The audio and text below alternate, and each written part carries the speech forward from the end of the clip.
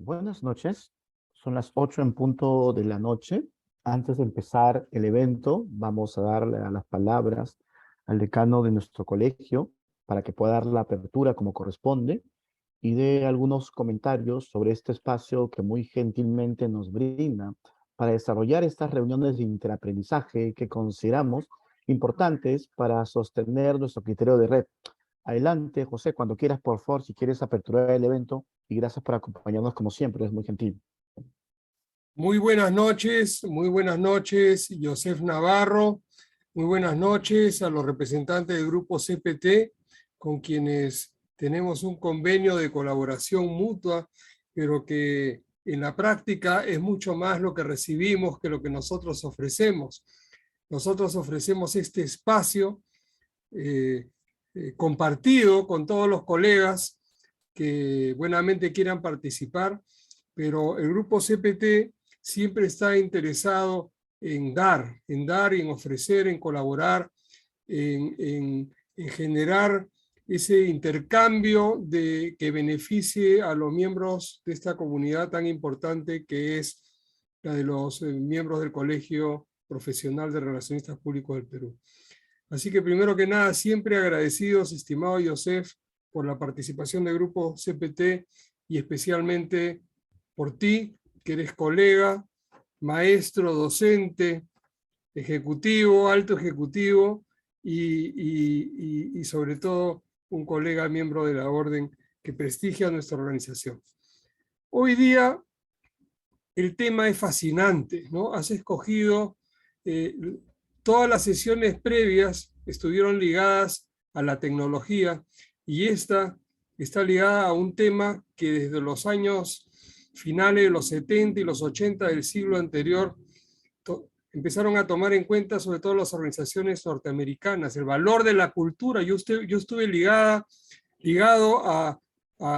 en esas épocas al Hotel Sheraton, y la implementación, o sea, el hacer que una persona que ingresara a la organización comulgara con la cultura de la organización, llegaba a temas tan estrictos como que uno que tenía que tener la sonrisa Sheraton, la postura Sheraton, la mirada Sheraton, y hoy día todo esto sí ha variado. Yo supongo que ha variado muchísimo más a partir del mundo digital, ¿no? Esta inmersión en una serie de herramientas que tenemos hoy que no se contaban con ellas en el pasado.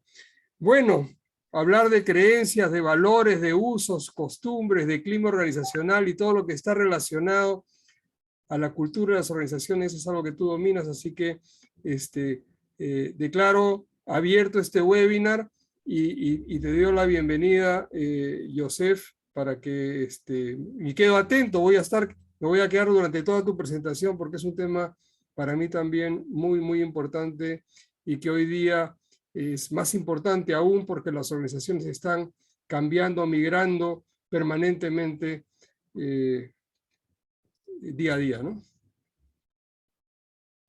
Gracias, José, gracias por tus gentiles palabras, ¿no? Siempre yo, es muy grato escucharte y aprender de lo que tú comentas, ¿no? Justo José nos encuadra de manera muy interesante desde cuándo empiezan a hablarse sobre estos temas, ¿no? Y es bueno resaltar, evidentemente, la experiencia en estas grandes organizaciones, corporaciones, ¿no? Marcas mundiales que tenían claridad de cómo impactaba esto en sus actividades del día a día, ¿no?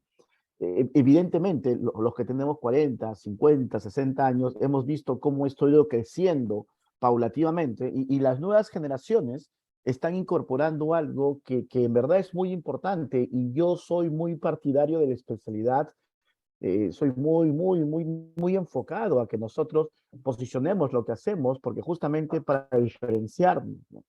Entonces, la idea de este espacio es que sea fundamentalmente una conversación, ¿no? Yo tengo la suerte peculiar que en la empresa hacemos mucha consultoría en estos temas de cultura corporativa, en esta famosa idea de la transformación cultural, en esta confusión que mucha gente todavía tiene entre filosofía corporativa y cultura corporativa, pero la gran empresa se ha dado cuenta de que al final Peter Drucker, que es uno de los gurús más grandes del management, decía hace ya algunas décadas que la cultura se desayuna la estrategia con un café.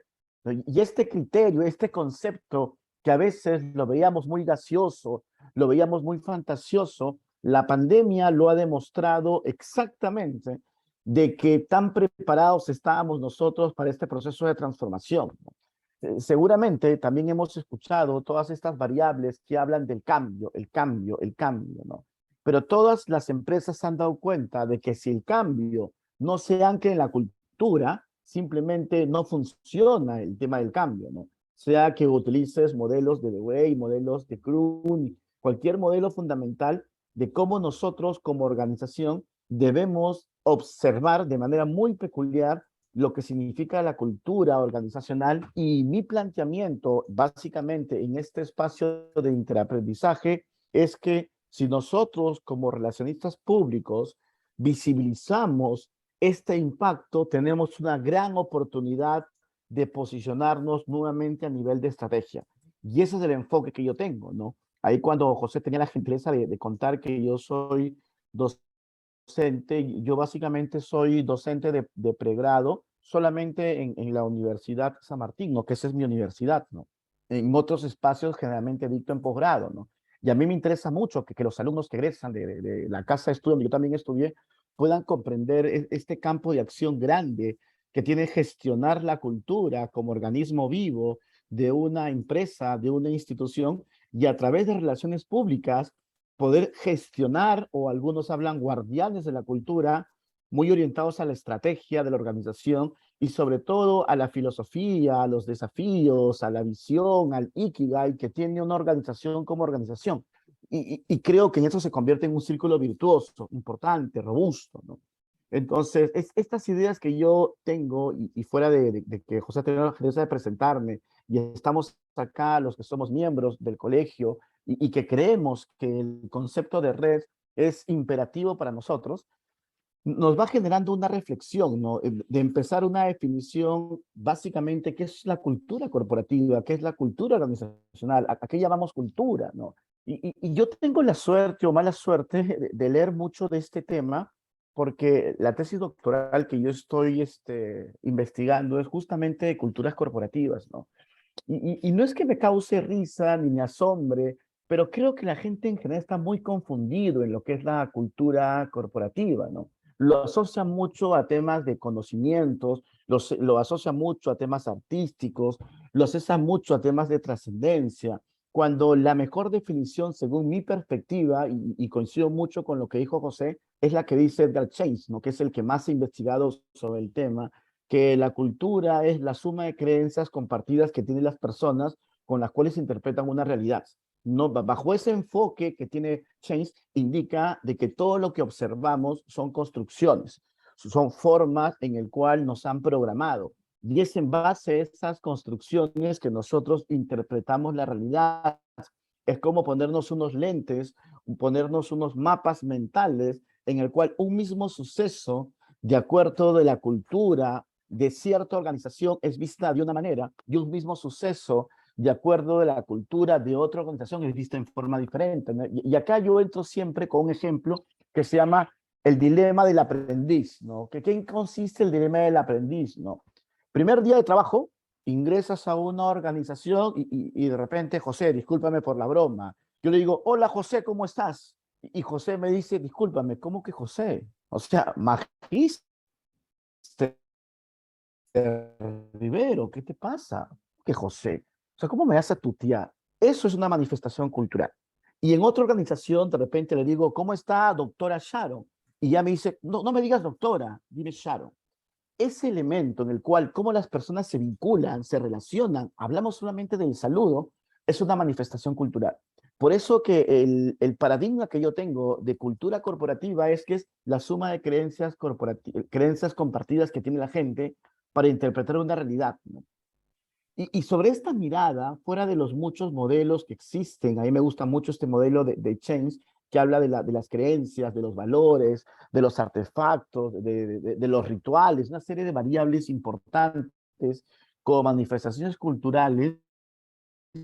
Nosotros como relacionistas públicos tenemos que pensar cómo podemos vincular nuestra acción de relacionamiento, cómo podemos vincular nuestro despliegue comunicacional para gestionar una cultura mucho más orientada a la estrategia. O sea, cómo nosotros, a través de los mensajes que desplegamos en esos vínculos interdependientes con el público que genera estos lazos, podemos incluso hasta reprogramar ciertos modelos de pensamiento, ¿no? Algo tan común, algo tan elemental, que es que las personas, al momento de tener una reunión, que es una herramienta de comunicación, si yo estoy infiriendo que el valor respeto es un valor corporativo, pero no está incorporado en la cultura, ¿cómo yo logro a través de un protocolo de reunión que las personas puedan opinar libremente sin sentirse juzgadas ni sentirse diferenciadas por cargo? ¿O acaso no es común que en reuniones muy pocas personas puedan atreverse a enfrentar o a cuestionar una norma de un jefe en una reunión promedio? Hablo en una empresa promedio, ¿no? Si, por ejemplo, nosotros auditamos estas empresas corruptas, ¿no? Que algo han quedado en evidencia, yo les puedo afirmar que por lo menos una de ellas, en sus valores corporativos, que eso es filosofía, figura la palabra transparencia. Y podríamos discutir si realmente son transparentes y son corruptos. O sea, por lo menos podríamos discutirlo, ¿no? Pues nosotros, ¿cómo hacemos el despliegue de repente de un ideario, de repente de un desafío en el cual llevar una cultura de paz, que de repente es una política de la organización, cómo a través de relaciones públicas podríamos establecer espacios de interacción donde los conflictos, en base a un enfoque de controversia, puedan manejarse dentro de diversidad y puedan llegar a soluciones donde la gente realmente se compromete a seguirlas. Lo que trato de explicar es de que si nosotros tenemos esta capacidad de vincular a la organización con los diferentes públicos dentro del mapa que tenemos, lo mismo tenemos que hacer nosotros en base a ciertos rasgos de la cultura, cómo lo podemos gestionar. Vamos a poner un segundo ejemplo. Creo que es común en muchas personas observar que una manifestación cultural de ciertas organizaciones es el distanciamiento de la edad. ¿Qué significa este tema de distanciamiento de la edad? Que a veces las personas que son de otras generaciones podrían costarle recibir órdenes de gente muy menor, ¿no? Por ejemplo, yo tengo 48 años, imaginemos que trabajo en una empresa y un chico de los trainee de 22 me da órdenes. De repente, a nivel cultural, en esa empresa yo tengo el atributo que la edad es sinónimo de autoridad. Y evidentemente una manifestación mía es incomodidad, fastidio o rebeldía con este ejecutivo joven. ¿Cómo logro yo, a través de un atributo de esta persona, enfocarme en el talento, tratando de desvincular el tema de edad como forma de resaltar algún tipo de capacidad? Es una manera de nosotros vincularnos. Lo que trato de comentar es de que si nosotros realmente comprendemos que entre la filosofía corporativa, que son estos supuestos que tienen los líderes, los dueños, los directores, los gerentes, que seguramente es la forma que ellos quieren manejar su organización, no necesariamente es igual a la cultura, nosotros como relacionistas públicos tenemos una gran oportunidad de implementar y valorar lo que nosotros sabemos hacer. Tenemos un gran campo de acción. Hoy se habla mucho de la famosa transformación cultural. Se habla bastante. Esta transformación cultural de que las organizaciones tienen que ser nuevas organizaciones y algo tan elemental como el teletrabajo, porque infiero que algunos de ustedes han estado trabajando de manera remota. Trabajar de manera remota nos aleja mucho al tema de identidad, por supuesto, porque no estamos en una organización. Y lo que está originando es que muchas empresas comiencen a tener una gran brecha de su cultura en los diferentes grupos que se están manifestando en la organización. Porque muchas personas han ingresado a las empresas en pandemia y tienen trabajando 2 años en pandemia. Entonces, si yo tengo un valor corporativo que es importante acerca de la innovación, imaginemos que sea un valor corporativo importante y ese valor corporativo sí está incluido en la cultura porque se han hecho diferentes actividades para que las personas puedan desarrollar la innovación como una manifestación cultural.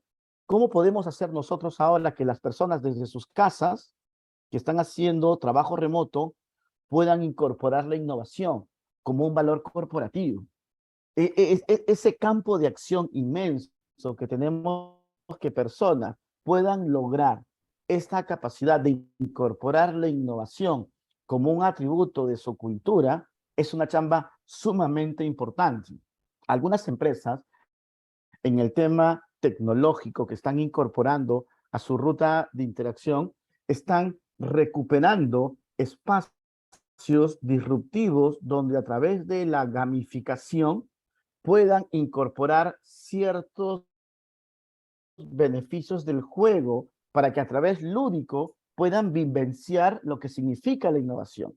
Y ese vínculo entre gamificación, ejecutando una actividad que podría ser un encuentro, de alguna manera desarrolla esta capacidad importante que la innovación antes las personas la hacían de manera presencial. Evidentemente, yo para poder abrir mi criterio, tener una visión panorámica, debo recordar qué elementos de la cultura considero que son importantes en el cual yo puedo apoyar para el despliegue, yo puedo apoyar para reforzarlo o yo puedo apoyar para la reprogramación. Cuando nosotros hablamos de estilos de liderazgo, que hay muy diversos, hay muy variados, y si yo quiero contribuir con un estilo de liderazgo, estamos imaginando que sea a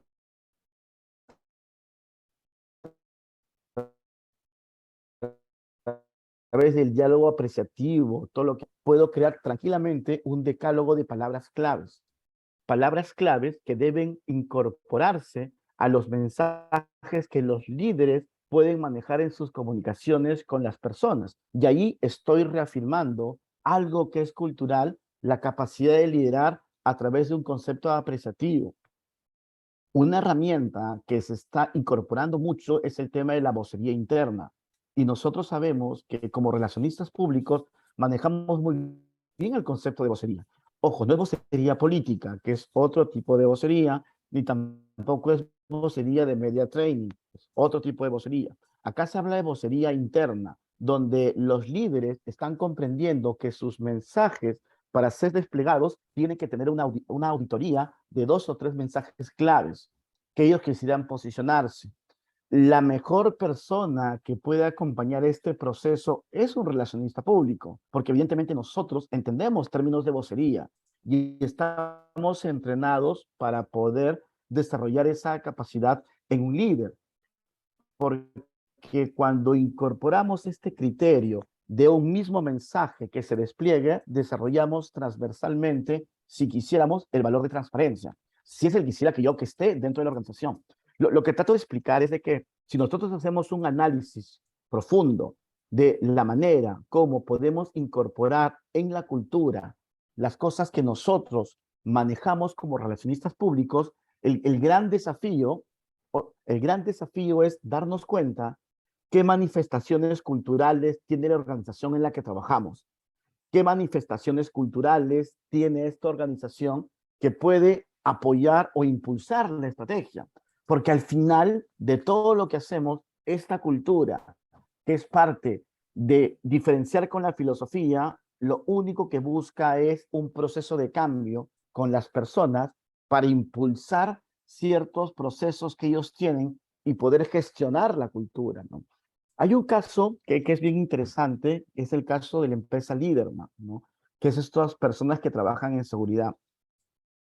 César Calvo, si no me equivoco, es el dueño, el patriarca, el que inventó esto de la nada, ¿no? Y Liderman siempre ha tratado mucho de gestionar su cultura, mucho gestionar su cultura, ¿no? Y Liderman tuvo una crisis hace algunos años atrás donde filmaron a un agente de Liderman que estaba robando en el aeropuerto, o sea, robando en el aeropuerto. O sea, imagínense qué complejo para un personal de seguridad que se le filme robando. Era una crisis, por supuesto que es una crisis. Muy inteligentemente, el director de Liderman fue a la selva, hizo una conferencia de prensa y él indicó lo siguiente como mensaje clave: nos equivocamos. Esa frase de decir nos equivocamos parece muy sencilla, pero es sumamente compleja, porque él asumió el error como líder de que no tuvieron sumo detalle de seleccionar a esta persona que había actuado en forma delincuente. porque había cometido un robo. Esta acción concreta de aceptar reforzó mucho la cultura de Lieberman, del sentido de que la gente confía en ellos.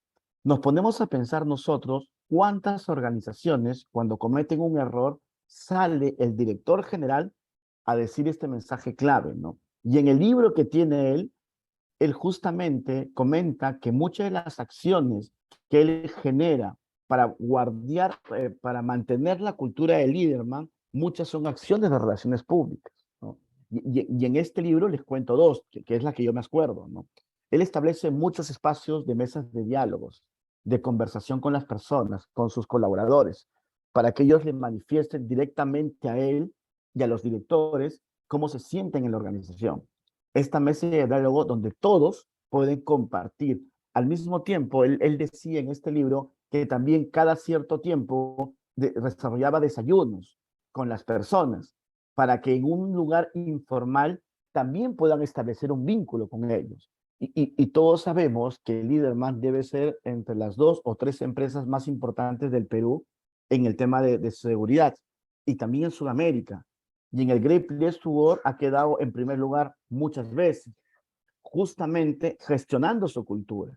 Y esta cultura, cuando uno audita las cosas que ellos hacen, muchas acciones son de relaciones públicas.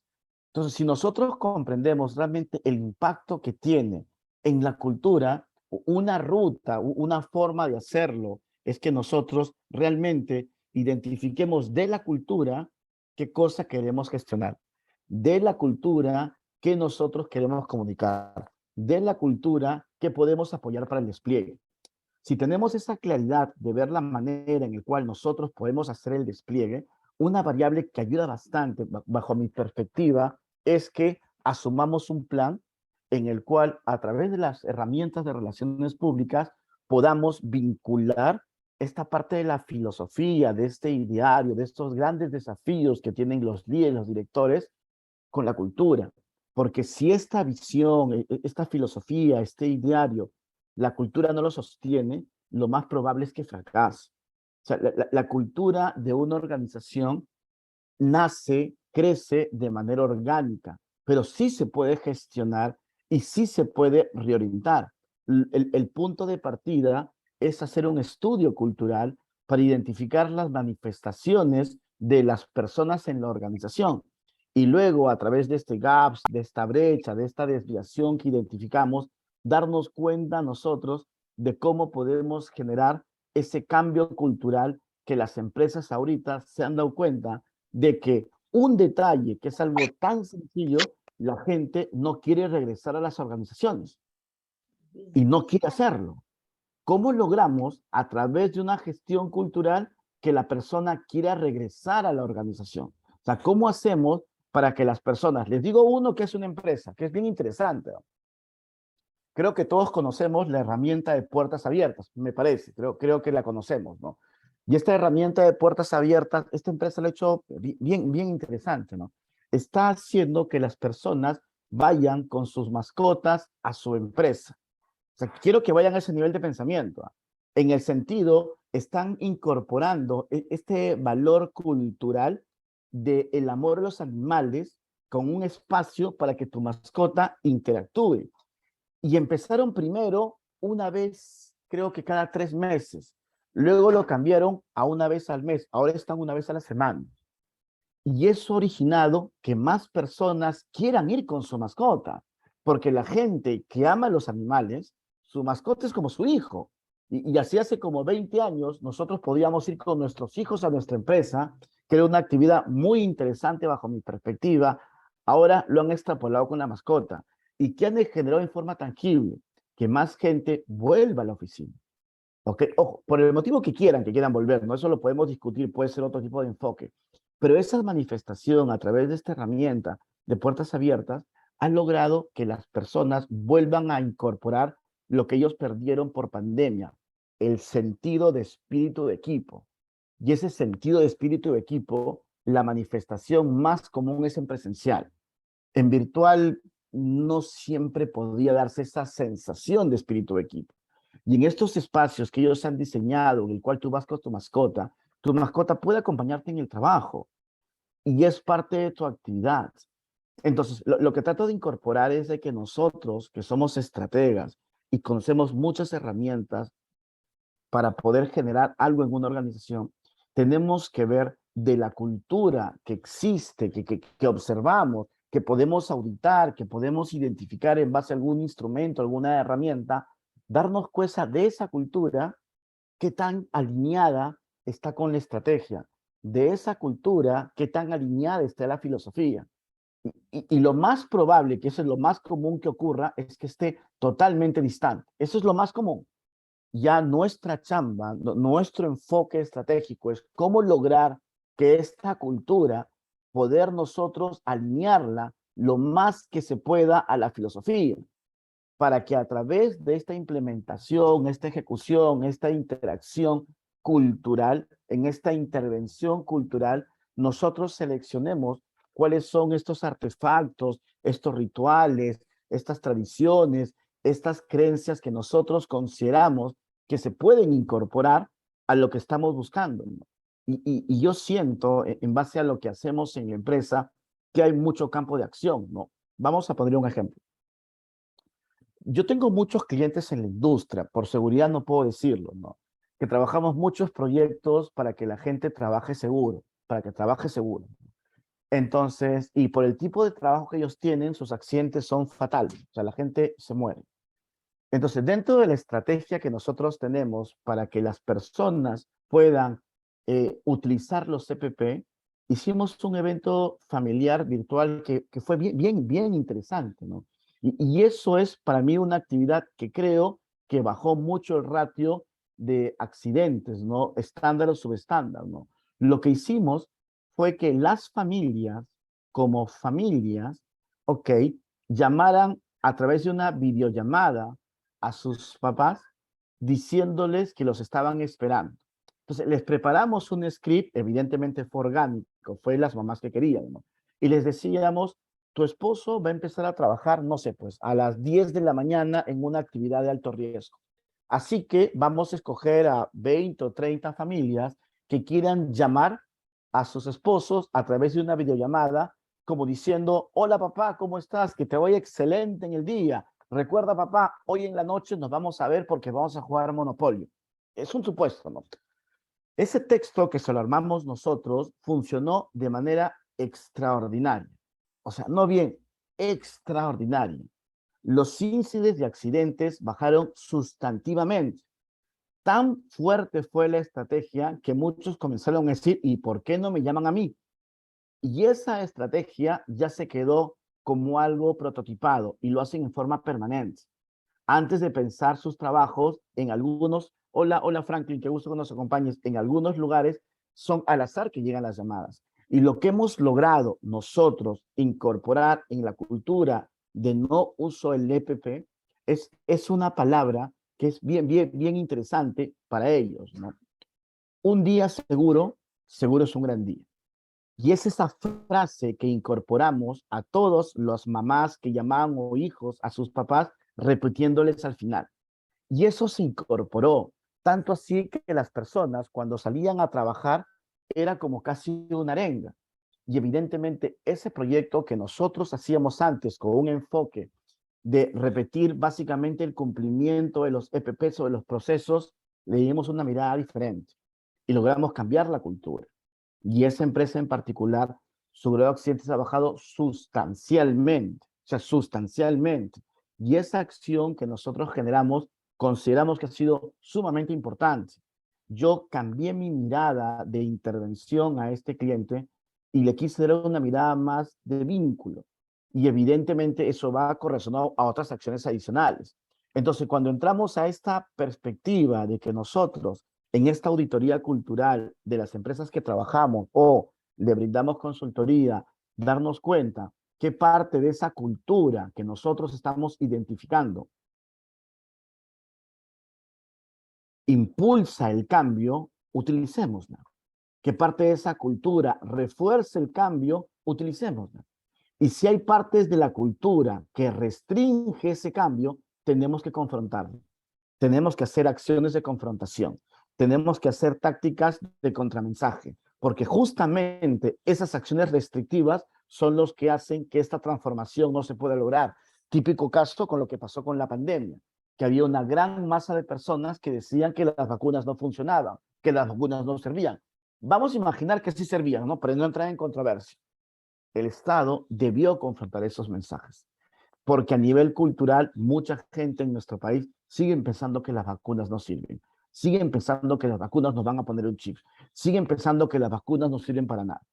Que cuando nosotros queremos entrar a un proceso de cambio cultural, tenemos que reforzar estas construcciones culturales que impulsan este cambio y al mismo tiempo confrontar estas fuerzas restrictivas que generan el cambio, para que al final, en mayor o menor medida, podamos tener un alineamiento cultural de la filosofía, el ideario, el ikigai, los desafíos grandes que a nivel ideológico, filosófico, se crean en una organización, que a eso lo deciden los dueños o los accionistas, pero la cultura es lo que somos. La cultura es lo que realmente somos. Si entramos a ese nivel de pensamiento, darnos cuenta que un estudio cultural vamos a ver muchas oportunidades para implementar nuestro rol de relacionista público a través de herramientas que utilizamos. Mi consejo es de que al darnos cuenta de cómo funciona la cultura donde ustedes trabajen, escojan un campo de acción, porque es una intervención profunda, muy grande para hacer un cambio cultural. Escojan un área, escojan un prototipo, escojan un piloto, escojan un estándar. Algo tan importante como la puntualidad como puntualidad, si es un valor que nosotros queremos incorporar, tendríamos que auditar previamente por qué la gente es impuntual. Y solamente con ese atributo de lo que gente que es impuntual es cómo implementamos algún tipo de estrategia para que las personas comiencen a valorar la puntualidad. Entonces, y son campos de acción muy particulares. Entonces, cuando entramos a ese nivel de pensamiento, yo creo que en general nos da un gran campo de acción, ¿no? Por eso es de que ahora ustedes ven ya diplomas de cultura corporativa, maestrías de cultura corporativa, y a mí me gusta mucho porque cuando uno lee la malla de esos programas, hay muchos temas de relaciones públicas, muchos temas de comunicaciones, y que te permiten a ti, a través de un mapeo de públicos, darte cuenta y auditar el tipo de relación que tienes con ellos. Y a través de este vínculo que tú tienes con cada uno de estos públicos, generar cuál es el atributo que yo quiero posicionar en la cultura. Entonces, cuando llegamos a esos ejercicios, nos daremos cuenta que nuestra especialidad debe aprovechar ahora el tema, como le decía José, que empezó en la década del 70, con ciertos comentarios, con ciertas umbrelas del tema cultural, y ahora está sumamente posicionado. Ya hay gerentes de cultura, hay guardianes de cultura, hay directores de cultura. Mi percepción es que algunos todavía se confunden realmente lo que es la cultura corporativa. Y este reforzamiento a través de la comunicación, que es una herramienta que utilizamos como relacionistas públicos, nos va a llevar a un nivel estratégico porque entendemos cómo se despliega eso y el nivel de entendimiento nos da a nosotros autoridad. Es con esa mirada que yo he querido compartir este conversatorio, donde ahora intentaremos hacer algunas preguntas, si los considera, o algunas ideas, porque creo que va a ser más productivo en los últimos 10 minutos que podemos tener, resolver algunas inquietudes, algunas consultas, o algún tipo de comentario que creo que podría ayudar bastante para que sea una conversación. Entonces, abrimos un espacio de preguntas, comentarios. Si alguien quisiera comentar algo, hacer una pregunta, hacer una precisión sobre lo que estamos compartiendo, para que sobre eso podamos intercambiar algunas ideas y también puedan aportar dentro de su experiencia algunos inputs adicionales. ¿Alguna inquietud, señores? ¿Algún comentario? ¿Alguna consulta para entrar a este conversatorio?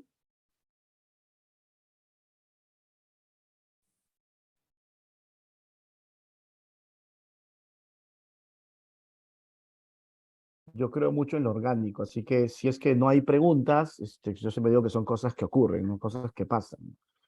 Algo que sí me gustaría puntualizar para ir cerrando esto es de que hace 2 meses había una universidad prestigiosa que estaba vendiendo un programa de consultoría en cultura y yo realmente me pareció interesante inscribirme, ¿no? Y recuerdo que fue la charla.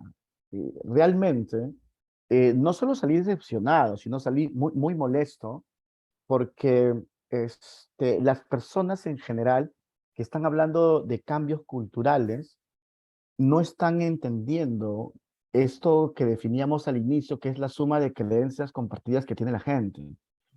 Y reprogramar una construcción, una creencia, no es tan sencillo como se piensa. O sea, no es solamente un tema cognitivo de debriefing, de metacognición, no. Es de incorporar, de desaprender, ¿no? Yo estoy convencido, que algunos de ustedes tienen mascotas y seguramente los quieren como sus hijos. Yo estoy totalmente convencido. Y al mismo tiempo ustedes que quieren a sus mascotas, seguramente también comen vaquitas, chanchitos o pollitos. Estoy convencido. Y de repente muy ricos son.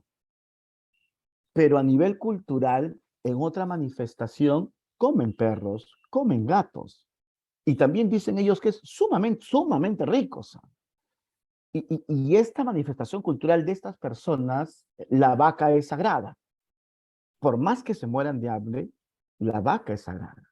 Pónganse a pensar ustedes cómo lograrían un cambio cultural. Que ustedes, que quieren a sus mascotas como sus hijos, puedan comérselas al final.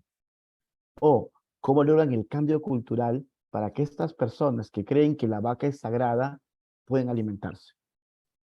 Ese proceso es la transformación cultural. El proceso de reprogramación, tu visión del mundo. Y es una chamba sumamente interesante con un gran campo de acción.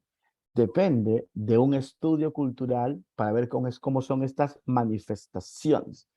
¿Ok? Y cuando uno lo comprende, entiende por qué en la adolescencia es donde hay el más gran cambio cultural que existe en la familia.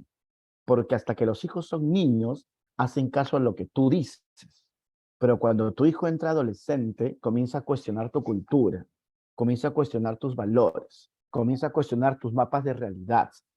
Y es donde empiezan los conflictos, porque él comienza a tener otra influencia, otros pensamientos. De repente estábamos acostumbrados todos a comer olloquito con charqui. ¡Qué rico! Tu hijo tiene 14 años, te dice, ya no como eso. Y va contra todo lo que tú crees. De repente tú a tu hijo le decías, hijo, ¿sabes qué? Vamos a la iglesia a rezar. Somos católicos, cristianos, apostólicos y romanos. Tu hijo a los 15 años, papá, ¿sabes qué? Soy Satanás, no creo en Dios. Esos cambios, choques, son justamente las manifestaciones culturales que se reprueban en la adolescencia y por eso hay tantas controversias con nuestros hijos adolescentes. La misma situación pasa en las culturas y es nuestra responsabilidad y creo yo una oportunidad de posicionarnos en las empresas si incorporamos más nuestras herramientas de relacionistas públicos en el tema cultural.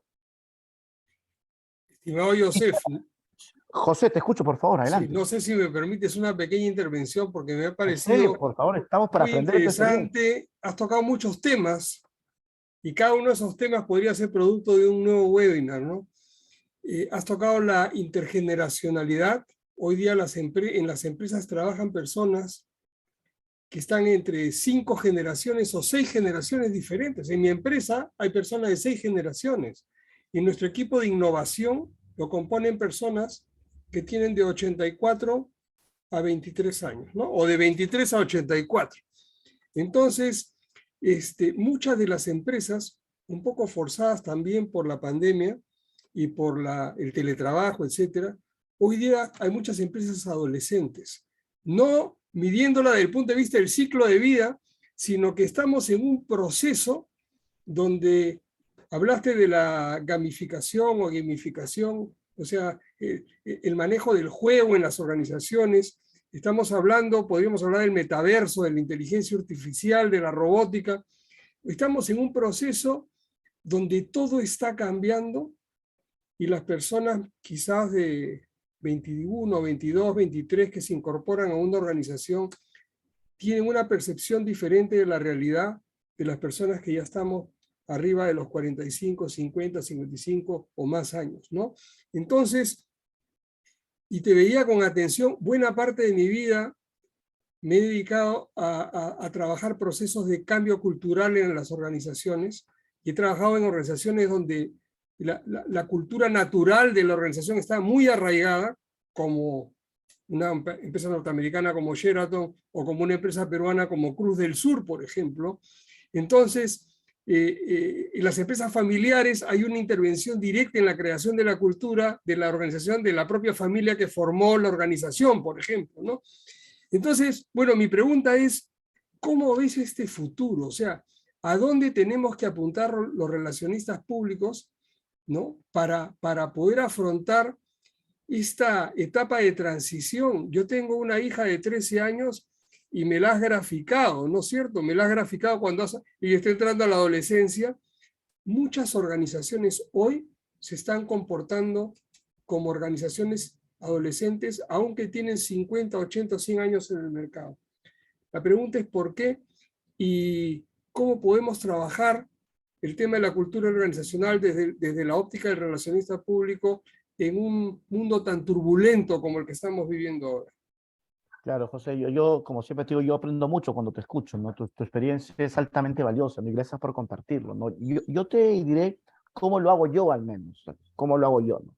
Yo creo de que así como la evolución permitió que al hombre con sus experiencias previas resolver situaciones del momento, que eso nos permite reaccionar más rápidamente, creo que eso ahora no funciona, porque tratamos de ver un mundo en base a nuestra experiencia, un mundo que recién se está construyendo y que no podemos verlo con nuestras respuestas anteriores.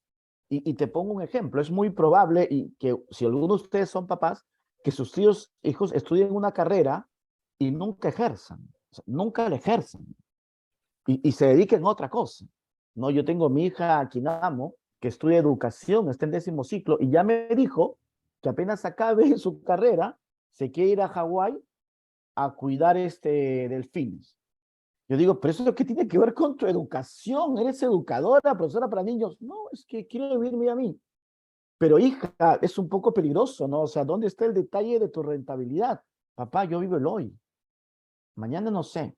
Que eso es impensable para los que somos cuarentones, cincuentones, por si acaso, por si acaso. Entonces yo creo que lo principal para afrontar este mundo es convivir, José, con la incertidumbre, con esa capacidad de no saber nada, Qué no interesante. saber nada.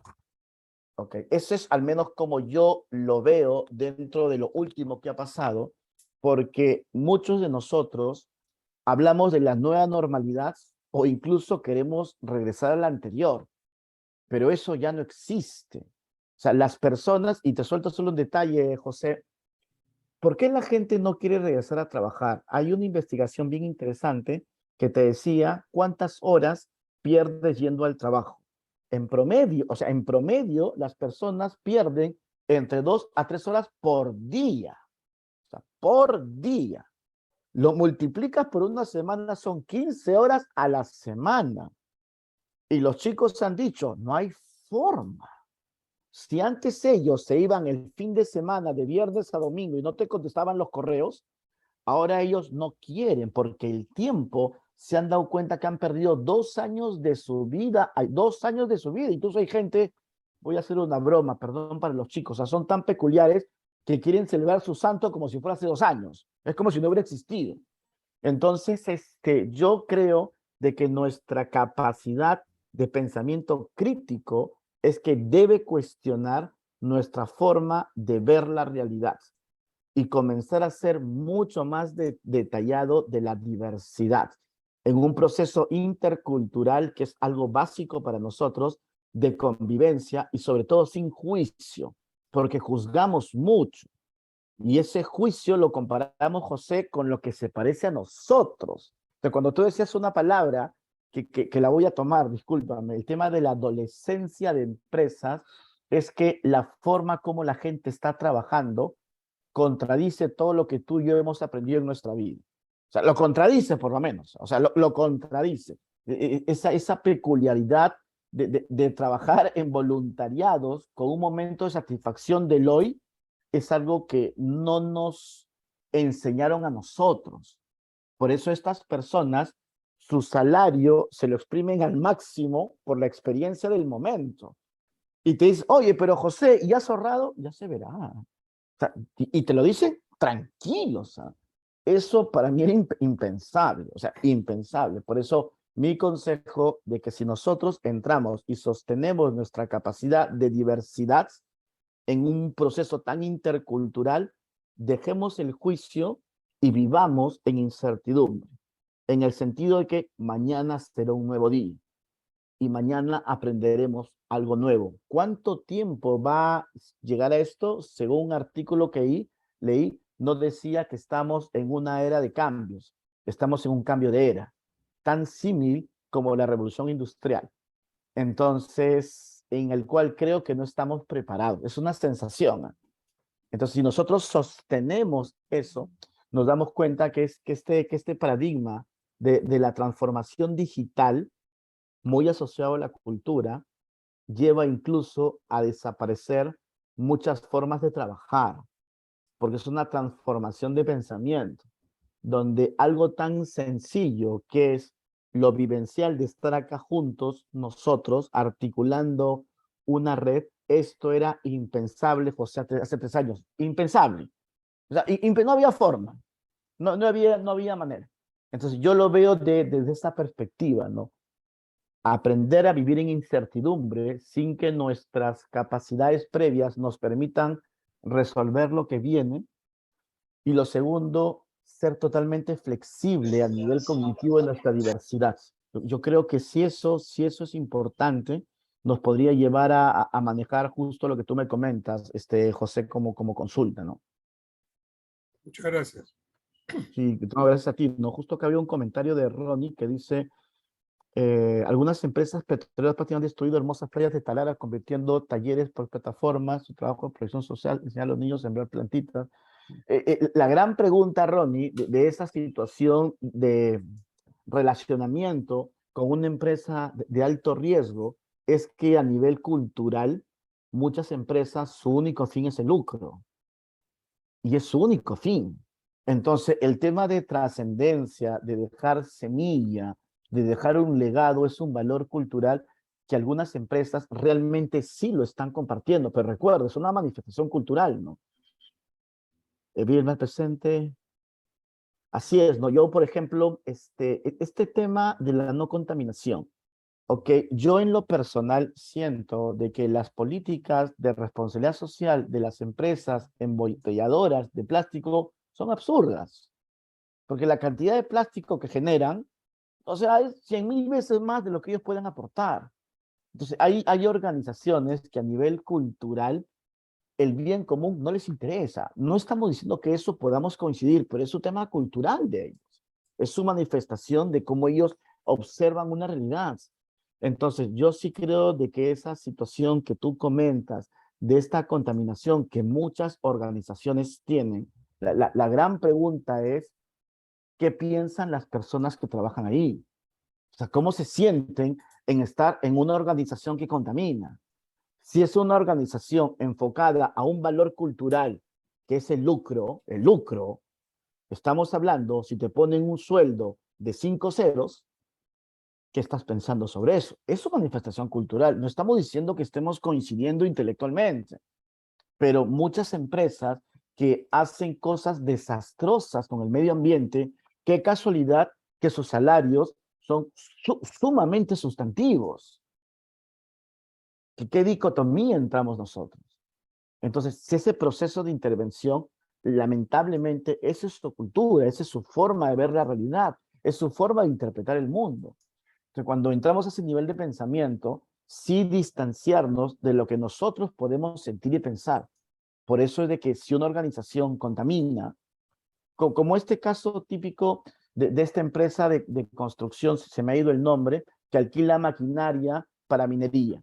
Esta empresa grande que alquila maquinaria para minería tiene un local de venta en Madre de Dios, donde hay prostitución, donde hay pedofilia y donde hay minería ilegal. O sea, tiene un puesto de venta. Y acá esta empresa habla responsabilidad social, es porque la gente vamos a sembrar árboles. Es ridículo. Yo no puedo vender maquinaria en un lugar donde hay prostitución, donde hay pedofilia, donde hay matanzas, donde hay minería, no puedo vender maquinaria. Y son maquinarias de millones de dólares. Entonces, esa concepción de la cultura es la forma como la gente quiere trabajar. ¿Ok? Por eso es de que se afirma que no hay culturas buenas o malas, solamente hay culturas en el cual la gente se vincula con esa cultura. Y es a nivel de ese pensamiento, de ese vínculo que tú tienes con la cultura que tú quieres gestionar. Yo creo que un valor fuerte en nosotros es nuestra ética.